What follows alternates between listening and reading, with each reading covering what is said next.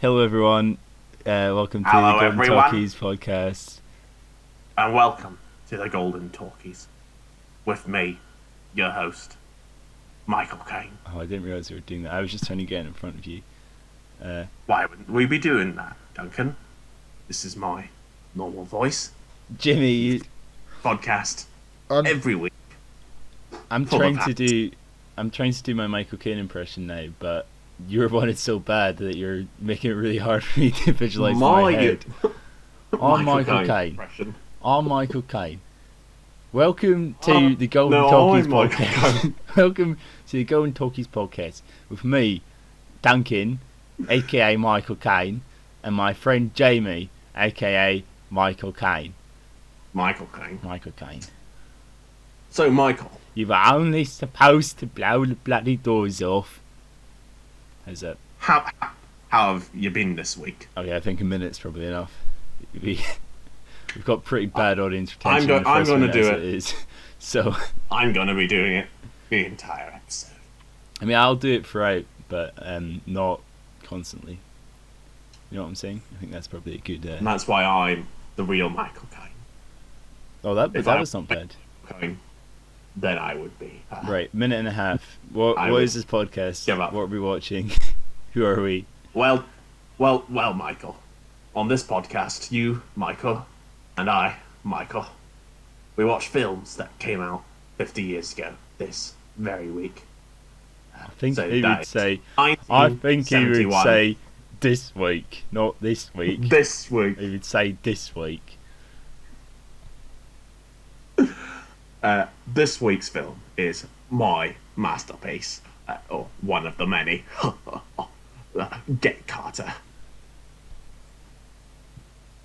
Oh, sorry, I didn't realise that you said the name of the film. You said you were speaking at quite a normal volume, and you sort of went "Get Carter" very quietly, so I didn't actually hear you say it. I'm early Michael Caine, and so I'm like soft spoken. Compared to later Michael Caine, who's a bit more aggressive. I am a British officer in the film Zulu. I have not yet told anyone that they were only supposed to blow the bloody doors off, so therefore I'm very soft-spoken. Is that right? That's right. Okay, we're now... Michael, would you like to do a bit of historical context? We are now approaching 3 minutes, so I would love to do some 3 minutes context. fun, Michael. What I'm finding interesting here is that when we watched our other Michael Caine film, we didn't spend a whole podcasting impressions, but I guess that one was less focused on Michael Caine himself. It was more of a group project, you know. There was the fucking Jock, and there was Marcus Brody, and they were all in a big group in the jungle. Whereas Get Carter is all about Michael Caine. Exactly, Michael. So, Exactly. This film came out technically on the 3rd of February 1971. Realistically, came out in March on a wide release, but as you know on this podcast, if you've ever listened, we take release dates very liberally. So We're very lazy. yeah, something like that. 3rd of February was a Wednesday. It is a Wednesday this year as well. If you didn't know that, then you've obviously not listened to us before, but currently all the days line up. And despite the fact we're now 30-something episodes in, we're still not sure if that's something that happens every 50 years, or if the next leap year will fuck it up, and we can't be bothered working it out. So, Exactly. enjoy that one. But, this film, 3rd of February 1971, historical context. Do you know what Saint's Day it is today, or not today, but on the 3rd of February, Jamie? St. George? St. Blaise Day. And do you know what happens on St. Blaise Day, according to TakeMeBack.to? I don't know that, young man. Catholics get their throats blessed. Good for them.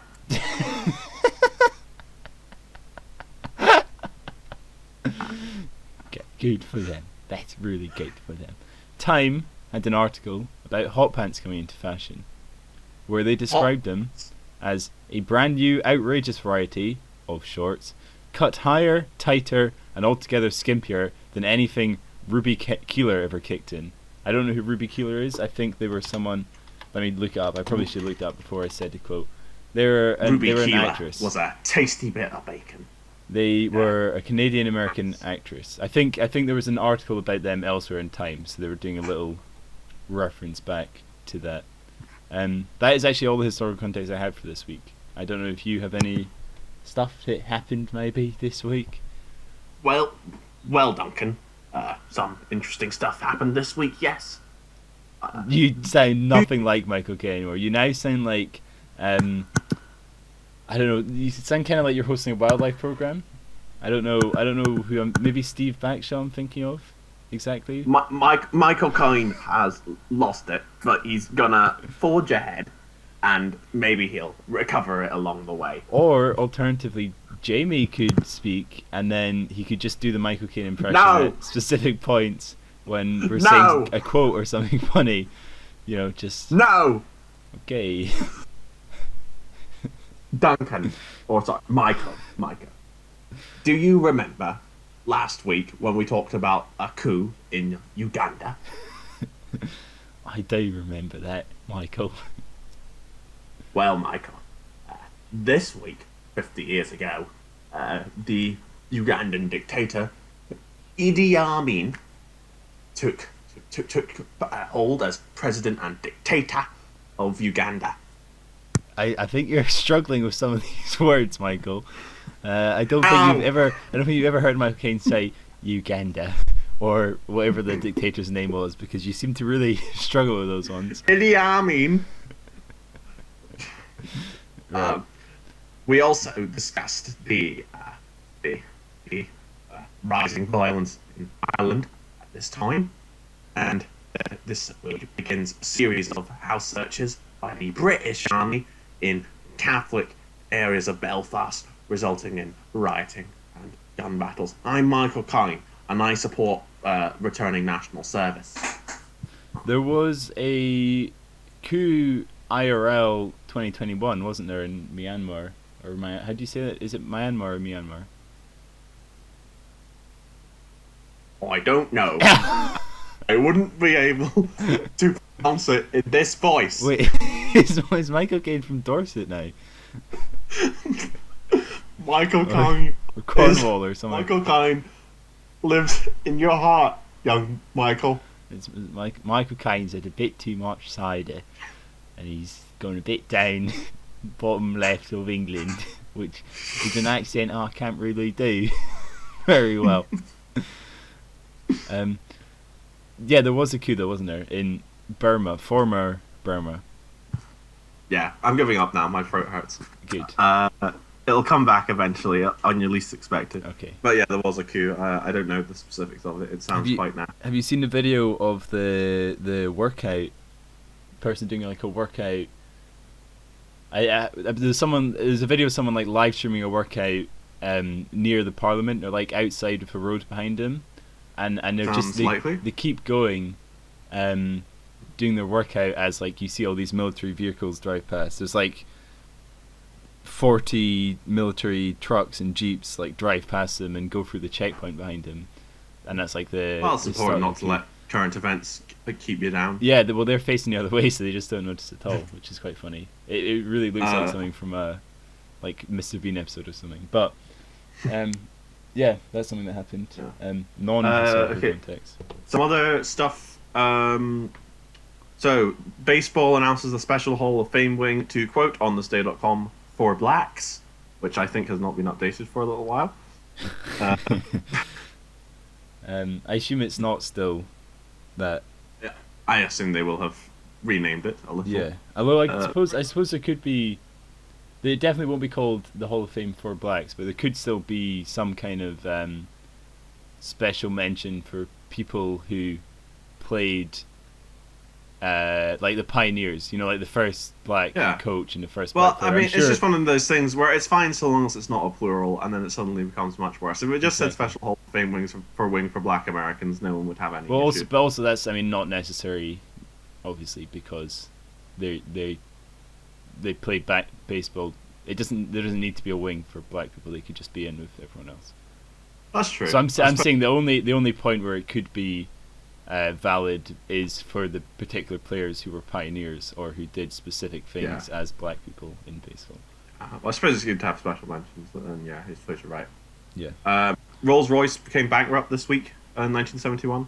Oh, that's interesting. The car manufacturer or the engine manufacturer? Yeah, British car maker. I think they're I believe they're separate companies actually. Maybe related to this, but I suppose this is early 1970s, so British car manufacturing is good and in peril, but Yeah, maybe it's maybe that's why they're separate, because there's Rolls-Royce Holding, I think.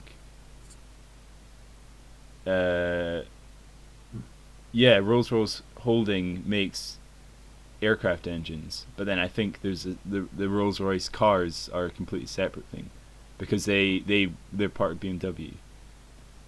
Nasdaq was founded this week, which given all the stock stock thing around lately, that's mildly interesting. Love Story won a Golden Globe, 28 Golden Globes for this week. Did it? So Story, George C. Scott for Patton won for actor, right. And Ali McGraw apparently won. I don't know what film he was in 1970, or she. One that we've watched or not? Presumably. I feel like I recognize that from one of her. Love Story. Yeah, she's Jenny Kelly. Yeah. The woman in Love Story. So Love Story put away the Golden Globes, and then also George C. Scott for Patton. You're right. Great. Judi Dench got married this week 50 years ago. Happy 50th wedding anniversary to Judi Dench. She's probably still not together with that husband. No, they broke up in 2001. So that's very well. There you go. That's very insensitive of you, Jamie. It's still the anniversary. I mean, technically, but I don't think Judi Dench, if she's listening, would be very. I don't know. Maybe they split up amicably and they still joke about it. Remember when we were married for 30 years? And then it turned out you were... 30 years is pretty long in showbiz, I feel. I mean, obviously, if it ended, it probably happy. But I wonder how they... Couldn't have been too turned up. Until he died. So, there you go. Okay, there you go. So it's actually you who's being insensitive. Yeah, it is. It is, actually. Right, February 6th. It was the first time a golf ball was hit on the moon, which is very important. Right. That's cool. And then, perhaps slightly more important, a Catholic civilian was shot by the British Army, a member of the IRA was shot by the British Army, and gunner Robert Curtis was the first British soldier to die during the Troubles. Wow. So again, we're seeing rising violence in Ireland. So that stuff is heating up. Going back to the moon thing, it's interesting. How long did the moon stuff go on for? Because you kind of think about it as like the first landing, and then they just did it for a bit. But I can never really think in my head what was the last moon landing? Was it till the 80s maybe? Last moon landing was 1972. Yeah, so I guess we're actually they didn't do it much. I suppose once you've put the reflectors up on the moon, so you can measure how far away it is and all that, there does come the question of what practical purpose it serves. Yeah, there's not really any. Did you say practical there? Practical. I think you said practical, but it's fine. I said practical. Okay. Yeah. It. They kind of landed on it, and that was it, wasn't it? I mean, they did all the science, and then they're not going. Well, it's very expensive. It's very expensive to send people up to the moon. So, yeah. There were obviously quite important science experiments. I mean, you don't need that. Of course. I'm not in no way am I denying, but I think by 1972 they'd probably done the amount of new science experiments they could do was not enough to justify the cost. Is what I'm saying. Yeah. But you would think that they would. I mean, they are going back to the moon, aren't they? Sometime soon, because but that technology's seems come more a like... lot in the last 50 years. There's probably plenty of new experiments and tests that they want to do. That's true. So. But the moon thing now seems to be like a weird nationalism thing rather than a scientific necessity. You know what I mean? Like, it's always a weird. Still do it. Well, yeah. I mean, obviously, it's impossible to separate the moon landings from nationalism. It's still that, I suppose, is what I'm trying to say, but in a slightly sadder way, because it's something that we were able to do 50 years ago. Yeah. I don't know. So, one last event of historical importance was on February 7th, 1971. Switzerland voted in for national women's suffrage, which seems very late, and yet I suspect if I were to check statistics, would actually be quite normal in a very depressing way. you reckon? I don't know. Maybe. Oh yeah, I guess national women's suffrage. Maybe they had like a slightly archaic extra couple of years or something. Well, why don't I check once more? Sure. I mean, presumably it wasn't like they couldn't vote at all. It was just not all of them. Yeah, women's suffrage in getting the right first level to 1971. Previous referendum in 1959 was rejected by the majority of Switzerland's men, which might be due to the sort of paradoxical thing of having a referendum on women's suffrage where no women are eligible to vote in it. Yeah, it's not great. But principal reason for the delay of the Swiss relative to other European countries was the importance of direct democracy in the political system, necessitated the vote. Introduction of federal and cantonal universal suffrage necessitated the vote of the majority of the electors, men in this case, for a referendum. Moreover, a new federal form. I didn't hear any of that. So the two big reasons are that they had direct democracy, which meant that when you only have men who are able to vote, and democracy is much more direct, then it's hard to give women suffrage, if you know what I mean. I don't understand what that term means. Well, I suppose because compared to something like Britain or the US to a degree, where you vote and then the Parliament's in there and they sort of do whatever they want, and they can do. I don't want to call women's suffrage paternalistic, but they can put in policies which wouldn't necessarily be popular if they think it's the right thing to do. Right. Do you get? Whereas in Switzerland, where it's more direct, that was harder. Sure. Because only men were able to vote. And the second thing is the tight connection in Switzerland between the right to vote and military service, which does make more sense as something that is unique. Cool. Why? Shall we talk about the film? Yeah, it's 15 minutes in, and 17 minutes in, so maybe we should probably talk about the film that we're doing this week on the film podcast that we do. Yeah, Okay. well, now that we have historical context, we can love it. Yeah. And appreciate it. Yeah. So, tonight's film, ladies and gentlemen, is Get Carter, starring me, Michael Caine.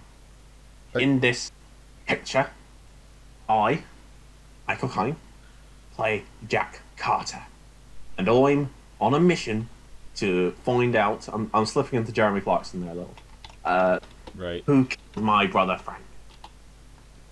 I am a London gangster who returns to his home up north in Manchester to discover the mystery and embroil myself in a world of crime and intrigue. Was that your plot summary? Fine, I'll do it more in depth. Fine. No, you don't have to. Just that was very quick. Well, yeah, isn't it better to go for the premise and then talk? I don't know. Yeah, probably. And the thing with films like this, which are, I guess any mystery film, is that a lot of nothing happens. Well, nothing, that's dismissive. Plot-wise, it doesn't really move along. It's mostly just meeting people for a long time, and then you get the answer, and then it heats up again. So Yeah. I suppose it's decent to talk at this juncture. Because my first big takeaway from this film, and it's one that I've voiced before, and I'll just voice again, is that it really is always remarkable to me how shit Britain looks 50 years ago. Just an absolute shithole. I know it's Manchester in this film, but it's true of films. It's not Manchester. Well, It's Newcastle. they say it's Manchester. Newcastle. Is it? Yeah. I said Manchester. They say several times that they're in Newcastle. It's pretty. I'm going to look it up now, you little shit. Please do. But yeah, I just don't like the way Britain looks. So it seems, Jimmy, so based on the fact. What? You're going to be so embarrassed. Why? Because you're definitely not wrong. Yeah, it's Newcastle. Yeah. So it's the fact that you didn't get that tells me that you perhaps weren't paying full attention to this film, which I was also paying was full not. attention. Oh, okay. Well, Sometimes. yeah, I wasn't. That's what I'm saying. This film did not grab my attention much. Ooh. Very I found it to be one of those British films where there's a guy called Frank, and there's a guy called Harry, and there's a guy called Charlie. He looks like a statue, etc. And they go about, and it's all grey, and they shout at each other, and they beat each other up, and that's the whole film. And that doesn't interest me that much. Yeah, that's fair. Not to skip ahead to my final review too early. No. I think that's it. I sort of liked once it really. The film, I would say, is one of those films where like the main character is a right rotter, but it's not immediately apparent to the audience, and it's sort of slowly revealed quite how twisted they are. Yeah. So once the mask is off, I would say that the film does become a bit more engaging. But there's quite a lot of very slow moving around and just talking to people. Jack's investigation doesn't really move forward for a very large part of the film. So something I'm thinking here. This is a British gangster film essentially, and we've seen a lot of them nowadays. Okay, like The Gentleman and Guy Ritchie films. Guy Ritchie's Hoove, yeah. Essentially, and they're films that are similar to this, but are a lot more modern in the way that they're made. And this film is supposed to be, it's supposed to be first and foremost a response to the public interest in the criminal underworld as a result of the Cray twins' conviction. I think I'm basically just quoting this from Wikipedia, but that's the reason it was made, and it's supposed to be a much more realistic and gritty representation of that underworld, because Michael Caine knew people in that world, and he did a lot of research into that world and stuff. So I think perhaps in 1971, if you had watched this alongside other gangster films and similar films from the period, then maybe you would get more out of it. But I feel like it doesn't feel particularly special. There's a lot of films like this nowadays that I would argue are better. Not that I can necessarily name them, but that's my kind of feeling about it. Well, I was sort of thinking, because also quoting from Wikipedia, these films were also like a reaction to restrictions of censorship. I think the Hays Code was way out was the main thing. But like the first gangster film of these kinds that people seem to talk about is Performance, which we watched last year. And whilst I think Performance is definitely a worse film than this, it is also much more interesting, I think. It is. Or at least that's more to say. I would agree. But I that's why I'm kind of wondering if we're kind of spoiled by films like this nowadays, and perhaps at the time it would have been more. Yeah. You know, I feel like if you'd just seen Performance as like that's like your setting for the British gangster film, I do agree with you that it had more to say maybe, but then this one is very different, and maybe the presentation of the criminal underworld would be more interesting in the context of the time. Whereas for us watching it, the gangster films there's hundreds of them, and there's American ones, and there's British ones, and there's comedy ones, and there's serious ones, and there's action ones, and all this stuff. And like, because there's all that's about, and we've seen a bunch of them, maybe that makes this not as strong. Yeah, I think I know what you're trying to say. I certainly think if you're watching this in context and that you'd never seen like a quote unquote proper gangster film before, then it would obviously be far more shocking to you. Yeah. Which I think that's what I think the film. But then again, the film is still pretty shocking today, I think. Oh, it is absolutely. I think it's still a good film. Like I didn't dislike it, but I just feel like a lot of the stuff that would have probably been new at the time is not new to me as a contemporary viewer, not a contemporary viewer. That's fair. Well, current viewer. In terms of dynamics and stuff. Yeah. But yeah. Shall I just go through the rest of the plot? See if you can remember Albert, anything? Frank, Jack, Harry, and Johnny, and who. I don't remember anyone's name. No, neither. The film's quite aggressive with names. I never remember. Right, Albert, I'm gonna fuck you up. No, Frank, don't do it. Johnny Two Shoes is gonna come and cut your head off. Bill? What are you doing here, Bill? This is Newcastle, not London. Get out of here, Bill. You know, that kind of thing. Yeah. Okay. So the basic thrust of it is that his brother's being killed. He drove a car into a river whilst incredibly drunk. Everyone thinks it's an accident, other than Jack, because Frank wasn't like that. Yeah.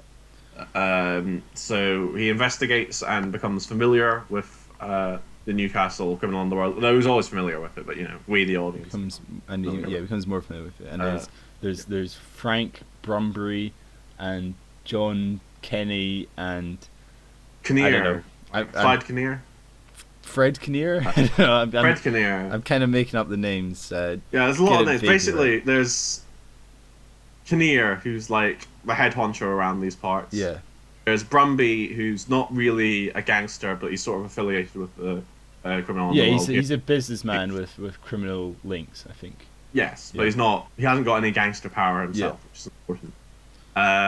Then there's Eric, who works for Kinnear, and then Swift, who I think also works for Kinnear, and then then there's guys who work for the London gangsters who don't want Jack poking his nose in this too much. Was it Lampard? That was called Eric. Was the big boss called Lampard or? Oh yes, Greg Lampard, wasn't it? Is that not a footballer? No, Frank Lampard's the footballer. Oh, what did you say? Greg Lampard. I don't know. The bot. Look, fuck it. It's not going to mean anything to anyone listening to this anyway if we get the names right. So who gives a shit? We'll just make them up. It's true. Jack's boss, Jimmy Five Shoes, isn't happy with this. So he sends his henchmen, Lenny and Benny, out to get him. Frankie and Benny, you mean? Yeah, Frankie and Benny. There's a really nice epilogue where they show us what they're up to now and find out that they pass the game and start a thriving restaurant business. Yeah. But he also gets chased by the Newcastle guys, henchmen Ben and Jerry as well.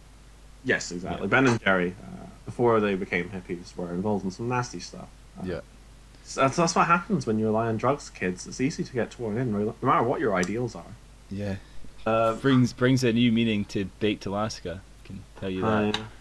Yeah. Is that's not a flavour, is it, Ben & Jerry's? It is a flavour of Ben & Jerry's. I don't know what the hell you're referring to. Baked Alaska. Baked Alaska is a Ben & Jerry's flavour. What else is it? Baked Alaska is an ice cream topped with meringue. But it's also a Ben & Jerry's flavour. I don't know if it is, mate. Is it? It is absolutely a Ben & Jerry's flavour. I don't know what you mean by new meaning to Baked Alaska. What's it? Baked, because they're drugs. Oh, right. Well, it's not secret that Ben & Jerry's smoke pot. I know, but you think they smoke pot, but they actually deal it in Newcastle as well as stronger stuff like weed and marijuana. Exactly. Even some devil's lettuce, I heard. What? Crazy. We're cooling down with the kids. We are cooling down with the kids. I eat Ben & Jerry's. I do, so I actually love Ben & Jerry's. I do. What's your favourite Ben & Jerry's flavour? Cookie dough. Interesting. Mine's fish food. I also a big fan of peanut butter cup. So I like to combine. Do you like a Reese's peanut butter cup of an afternoon? Yeah. I do. Jamie, they're coming for you. Ben & Jerry are stolen a police car and they're coming. On their drug-fueled rampage. You get a lot of sirens when we're recording. Well, not to give away my location, I'm on a main road, so police and fire engines use it. But the nice thing is that I'm a really deep sleeper because of it. You live in a dodgy area, because I live quite near a main road as well, and I don't really get any. You live in a really dodgy area. Yeah, I was part of the gangs when I grew up, and that's why I can emphasize with Ben & Jerry's so much. Exactly. My trade never got off the ground. Where did we get in the plot summary? I was just introducing the characters. I guess right. last two remaining characters. Doreen. Yeah, I was about to say Doreen is Frank's daughter, Jack's niece. Although it's implied that she might actually be Jack's daughter. Yeah. Who was cheating on her. Glenda. Glenda, yeah, she's like, I guess sort of a femme fatale thing, or at least she's a girl that hangs around Kinnear's office but is secretly working for Brumby. Yeah. She seems to be either incredibly drunk or incredibly high the entire film. Yeah. Probably and Ben say Jerry's what? probably dealt her some stuff. Got her. And And there's a little bit Margaret of as funky well. monkey under the thing. Margaret's the landlady, right? Yeah. I yeah. think so. Although, no, she was Frank's mistress as well, wasn't she? Oh no, yeah, you're right. Margaret's Frank's mistress, and then there's also Yeah. the landlady, who probably has a name. But I can't remember. Yeah, I don't know her name. So the landlady doesn't do much. She just sleeps. She complains about Jack making noise, and then she sleeps with him, and then he drives off. Yeah. Jack drives off. See her again. So we circle around. Everyone sort of vaguely threatens each other, and says, Jack, don't you look in this case, or we're gonna. Yeah. They also say, the police closed this case, Jack. There's no need to look, which is probably the most suspicious thing you can say to someone who's already suspicious. Since when is that good enough? The fucking place in Newcastle. You expect me to trust the place in Newcastle? Are you fucking? I'm Michael Caine, and I say ACAB. All cops are bastards. Whoa.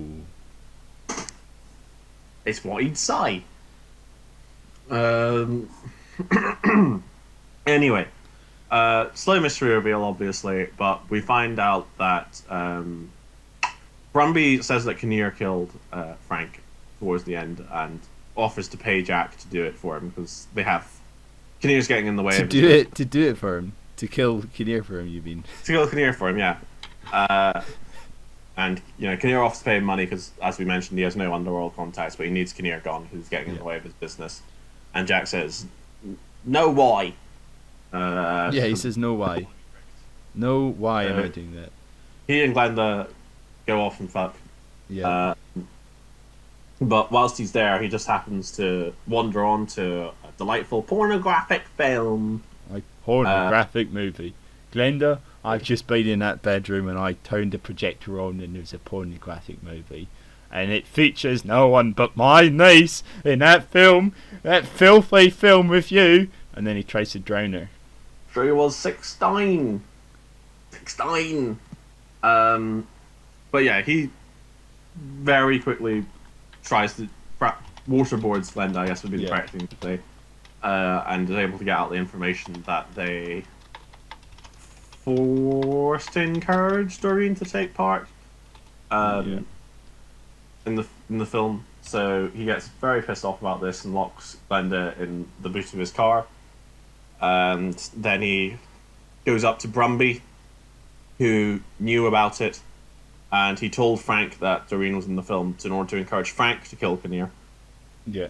And Jack's very annoyed at this, so he throws Brumby off a building, dies. Then, in a slightly strange revenge plot that I didn't... he gets into a fight with Benny and Frankie and Benny.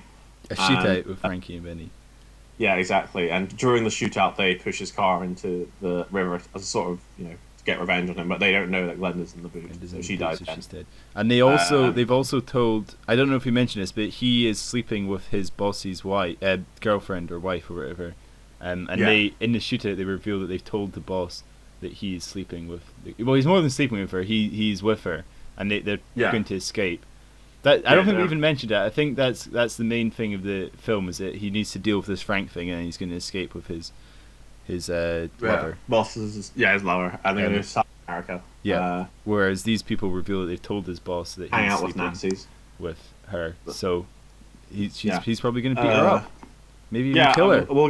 We'll probably get on to a point involving that soon. Apologies. I like to put in little teasers. Now no one will click off because they'll be desperately wanting to know what my point will be. True. They'll fucking kill themselves if I don't tell them. You better remember to tell them then. I will. Their lives are in my hands. Your life, listener, is in my hands. Sorry. Finishing up. So his revenge, which I'm going to be honest, I kind of lost track of the logic of, is that he takes Margaret into the woods and forces her to strip in front of him, then gags her and it poisons her with a lethal injection. Yeah. Then calls the police on Kinnear whilst Kinnear thinks Carter's working for him, or whilst he thinks he's managed to bargain with Carter for his safety. So everyone involved in, So Kinnear gets arrested. Margaret is killed. Wait, so what was Margaret? What was Margaret's thing again? I don't know. I don't know why Margaret was involved. Yeah, that did confuse me. I think he was just using her so that the police would find a body and have something to arrest the guy with. But I don't know why he would kill Margaret over. Maybe was she? Wait, no, was she involved with killing his brother? I don't think so.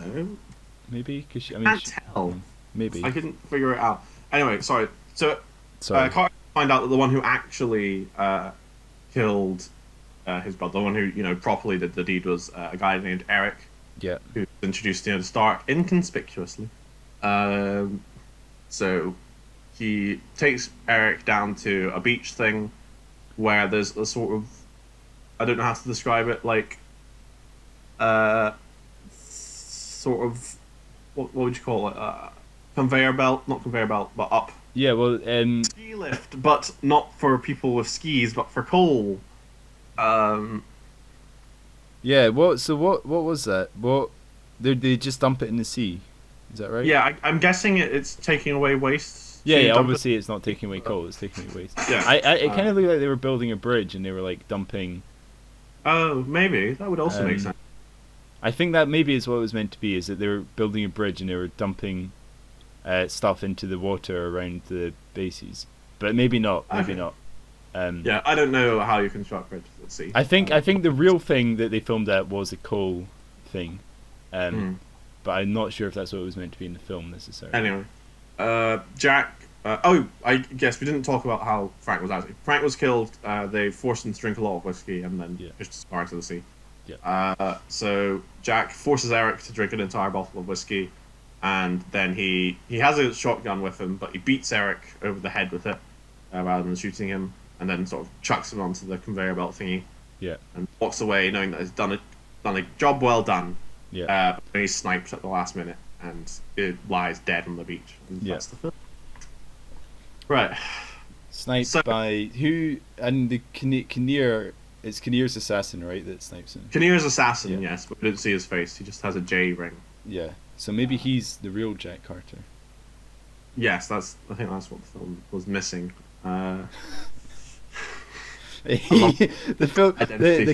camera pans up from his ring to reveal Michael Caine as he takes his mask off. It was me all along. I got you, Frank. It was pretty well shot film, but it's weird they kept making that mistake where they wouldn't show the assassin's face. I really hope someone got fired for that. That's a funny joke, Jamie. It was, I know. That's funny. I'm just gonna check where our audience drop is at 38 minutes and 1 second. I fear it might be quite high. I'm gonna post a post either like that or exactly like that on /shitty movie details, and I'm gonna get the top spot, baby. So talking about, I don't know if you had more to say about anything. I mean, obviously you do have more to say about anything, but the cinematography was quite nice in this film in a lot of parts. I think the film as a whole, both plot-wise, action-wise, cinematography-wise, music-wise, really picked up in that closing sequence. When he actually gets his revenge, it feels like a completely different film, I thought. And it really, as I said earlier, I wasn't necessarily paying full attention to the whole film, but I certainly was gripped by probably when he killed Margaret to when he gets shot, because it was genuinely pretty exciting and very nicely shot, very nicely scored, very nicely acted, etc., etc. Yeah, very nice. Yeah, I don't know. I think maybe it's just the side effect of having a protagonist who's so emotionally closed off for most of the film, so it's harder for the audience to engage. Yeah.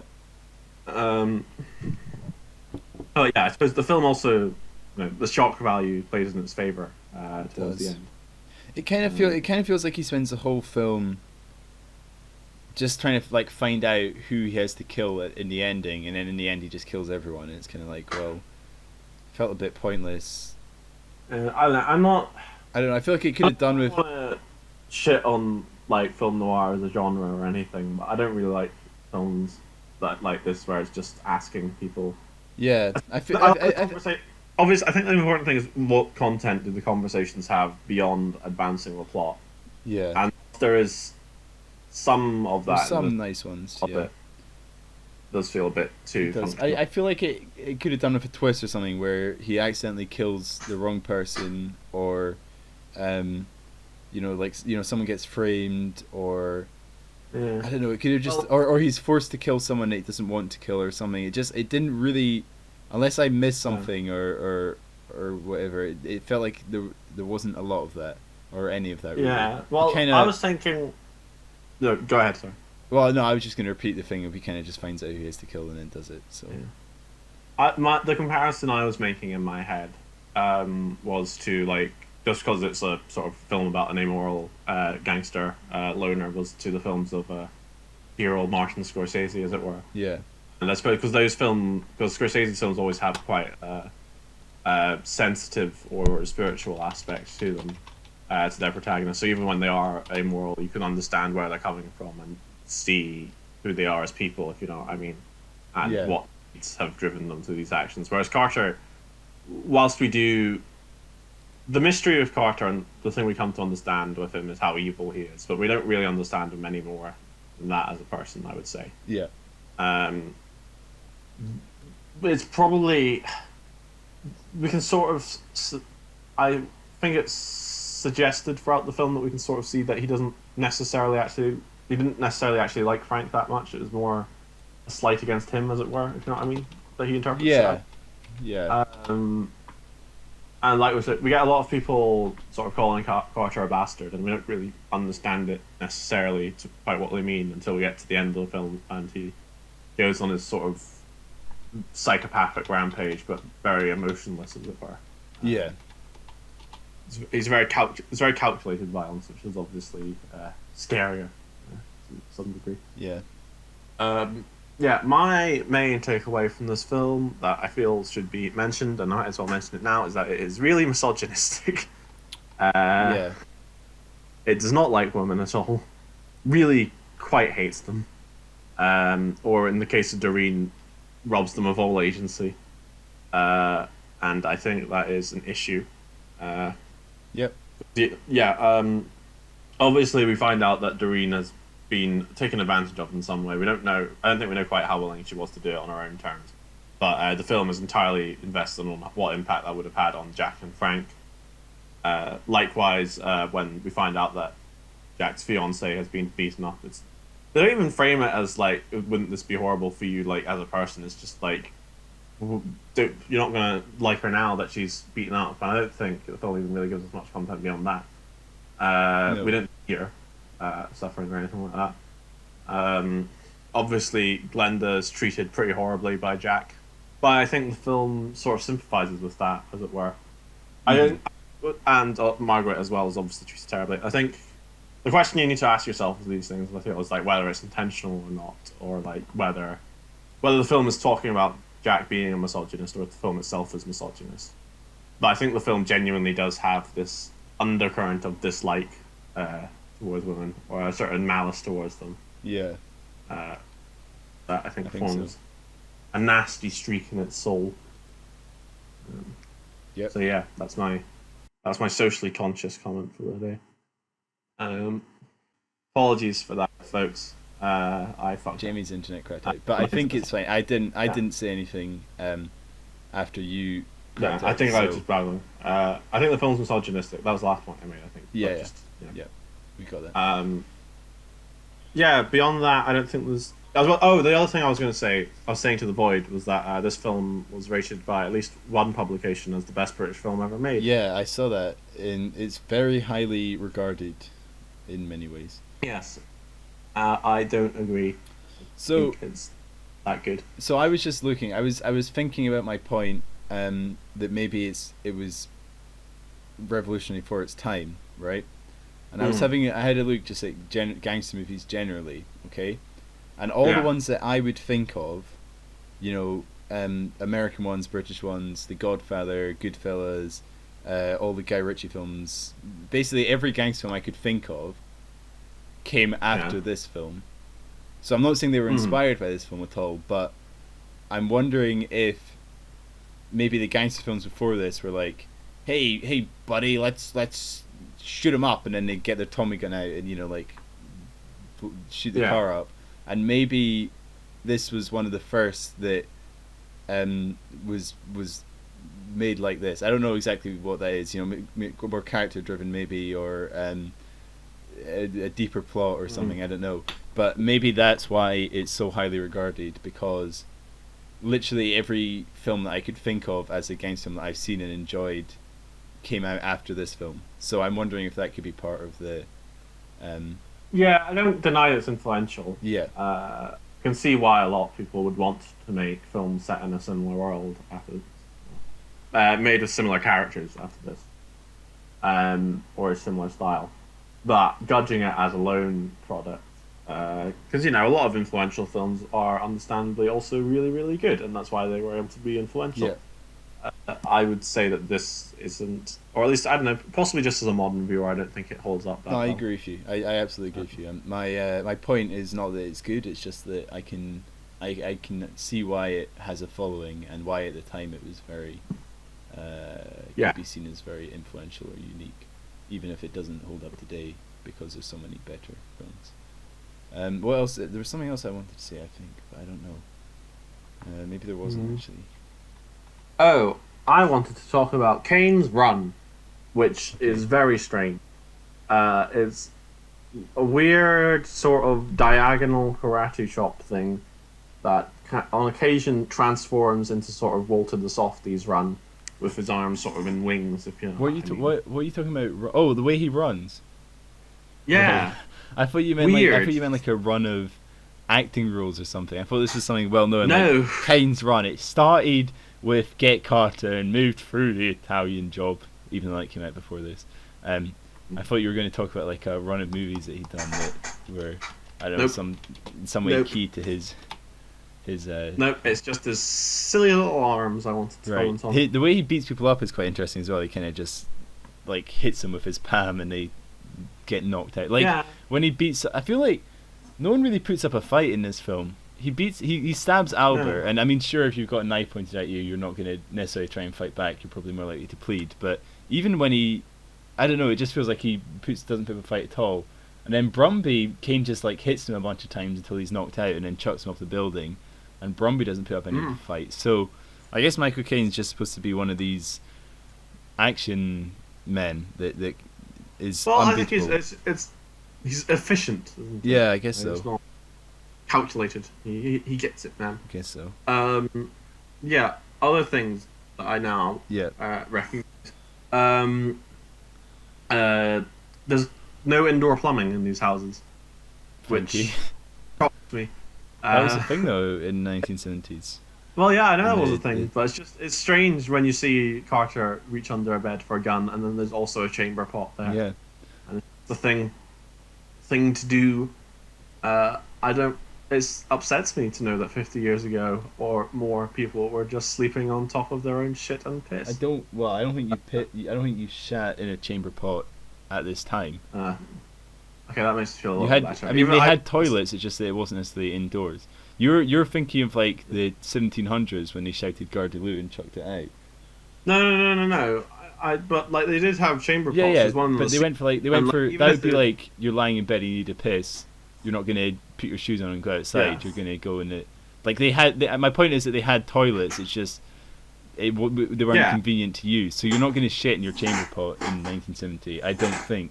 Unless I bet people shat in their chamber pots. If people piss in their dorm room, Jimmy, if you think how much, no, there's no way in hell that in 1971. I'm not saying it's what they were designed for. I'm just saying people would have absolutely. They would not, because imagine how much that's gonna stink. Imagine how much that's gonna have to be cleaned every time you shit in it. What more than your fucking piss is gonna stink?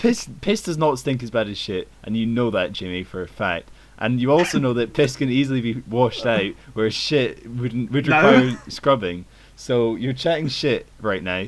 I'm sorry. This is our first real argument, Jamie. Fine, we'll agree to disagree on the matter of whether people in the 70s would have shat in chamber pots. They absolutely would not. There's no way. There's no way. No way. Ugh, right. Oh, God, what the fuck was I? I'm just having a look at my Oh, notes here. the really awkward sex scene where Carter has phone sex with his fiancée Yeah. while the landlady is watching, Yeah, which I found actively I unpleasant did, to but watch. I thought at the same time it was shot very nicely. Weirdly.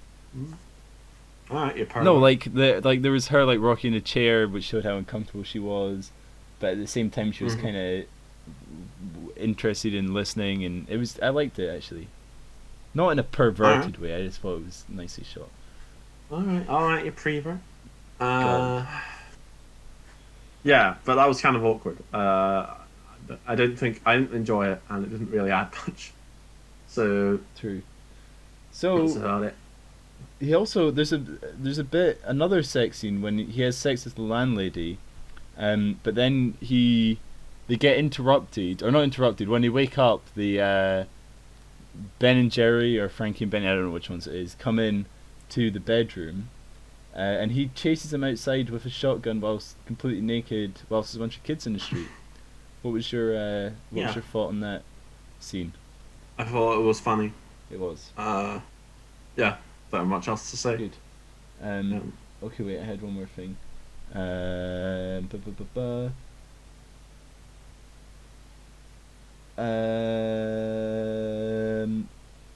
Oh, so when he throws Brumby off the roof, Yeah.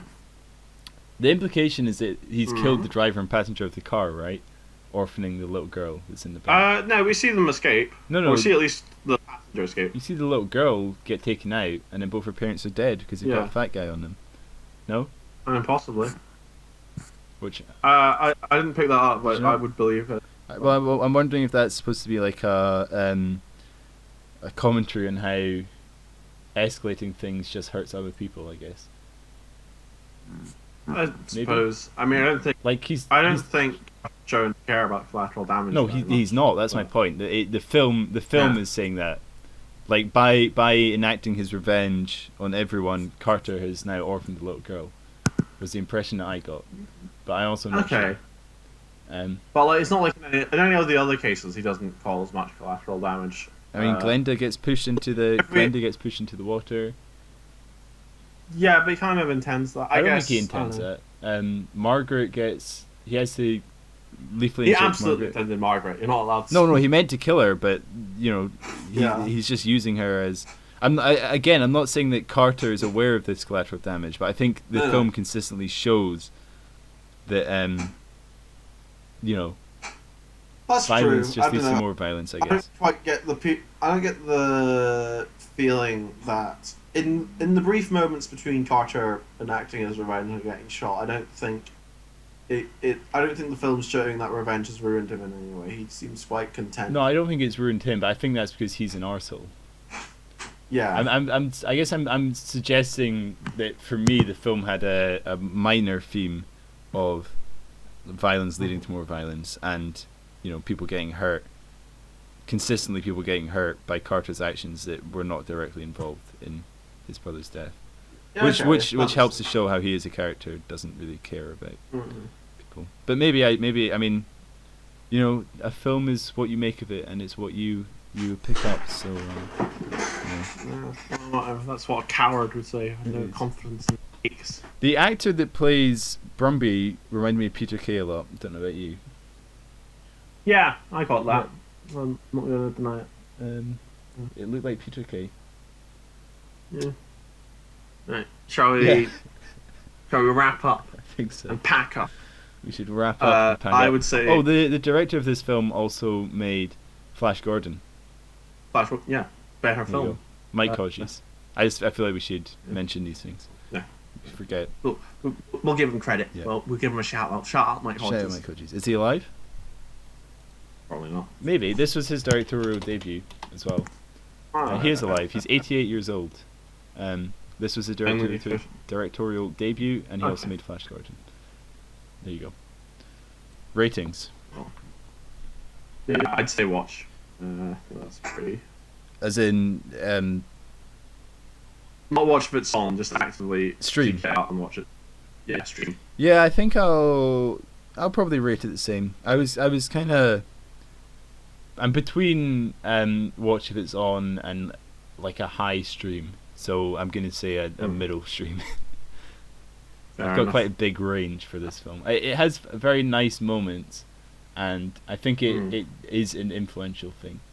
But maybe I do want to say watch if it's on, because no, I'm gonna say stream. I'm conflicted, but I'm gonna say stream, because I think it has enough good moments and it's influential enough to warrant you streaming it. It's not available for free anywhere, I don't think so, you know. And again, that is our rating system: is don't watch if it's on, as in if someone else is watching it or you're sitting watching TV. Then stream, which means if it's available for free on a streaming site, you should watch it. Then buy, which means if you have to pay for a DVD or on a streaming site, you should do it. And then get the Criterion Collection, which is that you should get the best version of the film available. Sorry about that, everyone. My internet's being weird. Yeah. If anyone knows a fix for not having a valid IP address, please tell me. I do not. It's fine. We can. So I did my rating and then I explained the rating system, but I did it very awkwardly because I was waiting for you to jump in at any point and you didn't, because your internet had gone down. So I might keep that in, I might not. If I don't, then a rating system is 1 through 5, and we both rated this a 3, essentially. I'm not going to explain it again, because I'll probably keep in the other version. But yeah. Yeah, right. So in terms of, at the end of the podcast, me and Duncan like to talk about what other media we've been consuming this week, because we're very boring people like that. We're not going to talk about Get Carter anymore, so if you don't care about what we're up to, you can go away. Next week's film is going to be Cat o' Nine Tails, which is an Italian horror film, again, because these keep coming up. Brilliant. Fucking brilliant. They're releasing a lot of them. Yeah. Yeah. But, so I, this week, have finished 2 video games, which I would like to talk about.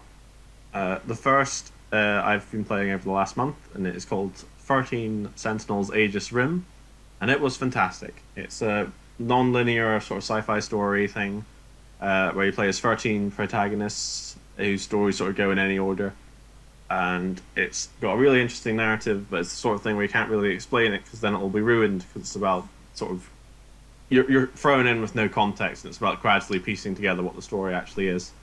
So I can't give a summary or anything like that. So all I can say is that it's really, really, really good. And if you're interested in sci-fi at all, you should play it, because it's got really interesting ideas, and it's quite beautiful in the same way.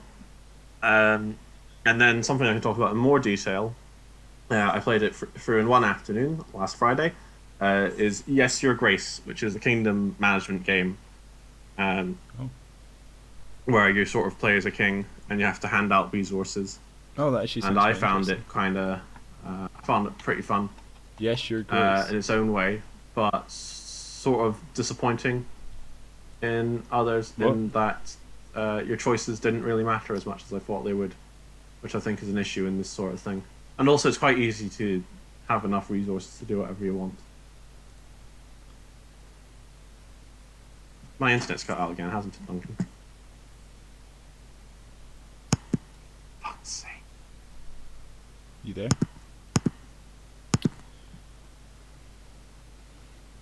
Are you there, Jamie? Sake.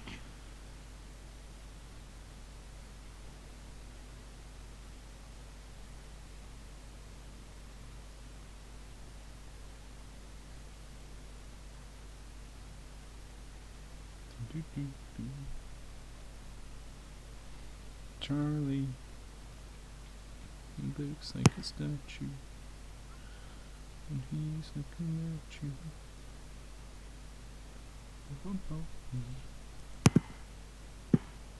Jimmy. Duncan, are you back? Oh, you there? Yeah, I'm sorry, it happened Okay. again. I don't know what's going on. It's really irritating me. If that makes you feel better. Did you finish talking about your game? I talked about 2 games, but yeah, that's what I mean. obviously The not second have much of a back and forth. Great. Okay, so are you Do you still want to recording? just talk about yours briefly? Yeah, I'm Yes. still recording too. Okay, Okay. we're back. Maybe Jamie, I think, finished talking about the second game. Yes, Your Grace. You said it was called. Yes. Yeah. Okay. Okay, very briefly Well, no, again. you don't. I mean, you don't have to do it Kingdom. again because I'll keep it in unless you. I was just gonna say, I thought it was a shame that my choices didn't matter as much as I thought they would. Oh, It okay. does the sort of telltale thing where it like creates an impression that your choices matter Right. and then it cheats, Okay. which I really dislike. Like, there's a trial halfway through the game, and like you spend the entire first half of the game collecting evidence for the trial, Right. for example, and like you're really encouraged to like gather all the clues, but then it doesn't matter who you pick in the trial at all, because like if you don't have enough evidence, they'll say that like you're making a random guess for political reasons, and then they'll start a war over it. So like you go back and you're like, oh well, I'll get all the evidence this time because I'm a good boy. Yeah. And then the exact same thing happens, and it feels a bit bullshit. Fair enough. So that irritated me. So I don't know if I talked about it on the podcast, but I've been trying to play NCAA 14. Did I talk about that before? I think your internet's going again. Well, I'll just talk about it. So, NCAA 14, for those of you that don't know, is the last college football game, that's American football, that ever came out. And it came out in 2013, so it's on PS3 and Xbox 360. So first of all, I managed to get it on my computer, definitely completely legally through a PS3 emulator, but that wasn't running very well. So then I thought to myself, well, I've got an Xbox 360, so I'll just try and find an Xbox 360 copy. But the problem is, the reason that it's the last ever college football game is because there was a lawsuit about using college players' likenesses in the game, which means that essentially the reason that they stopped making it is because this lawsuit was causing them issues. So not only did they stop making the series, but they also stopped printing this game and releasing it digitally, which means that there's now very few copies that exist out there. So I was trying to track down a copy for Xbox 360, and they were all very expensive and from the States. But eventually one came up on eBay in the UK, and I was very close to buying it, but then I realised that actually you need to have an American Xbox 360 console in order to play it, and I've got a European console. So then I had decided I would have to get PS3 and a copy of the game for the PS3, and obviously that's very expensive. Mm-hmm. So, oh, are you back? I am back. Yeah. So Okay. Advertising. I might go again and go. Great. I don't know if you finished talking about what you were talking about, but I just I had, but yeah, you just. I just keep going. blasted ahead. So then I realised I had to get PS3 and a copy of the game for the PS3, and I decided I wasn't going to do that because it was very expensive. So I kept trying to play it on my computer, and it just wasn't working. And I got more and more interested in playing the game. So eventually, someone put a copy of the game up for sale in the UK. So they were selling it from the UK, so there wouldn't be any import charges or anything. So I just bought it, and then I bought myself a PS3, and I've been playing it. So it's a good game. However, the PS3 for some reason puts it out at 720p, and there's no way to get it up to 1080p. So it does look a little bit shit, which I'm a little bit disappointed about. That does sound like a PS3 game. Apparently, I didn't know that was a thing though that PS3s did, but apparently it's very common, and the Xbox 360 is able to put out any game at 1080p because it has the right hardware and software installed to be able to put a game up to 1080p, but the PS3 doesn't have that. So I'm a bit annoyed about that because I didn't know that. And it says on the back of the game, it says if you have a 1080p TV and HDMI cable, which I do have, the game will play in 1080p, but it doesn't. It plays in 720p. So that's pretty disappointing because on the emulator on my computer it looks really good. Obviously the problem is I can't play it because my computer's not powerful enough, but it does look really good. And it just looks a bit shit on the TV. But the gameplay is good, so that's all that matters. And the other twist in the story is that EA have announced a new college football game the same day that I spent loads of money on this one. So at first I was a little bit annoyed because that was a bit dumb. But then I realised that it's probably going to be shit because their NFL game's pretty shit. So it's unlikely that they're going to do very well with the college football one. So I'm not annoyed. And I now have a PS3. Well, it's nice that the story had that happy ending. So that's cool.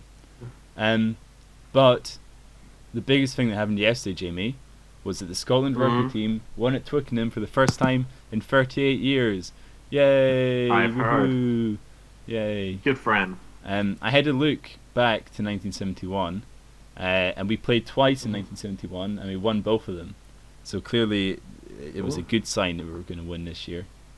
It's the 150th anniversary of the first ever Rugby International. Did you know that? No. Yeah, Scotland England played at Raven Place, in Edinburgh, and that was the first ever Rugby International. And this was the 150th anniversary of it, and we won it.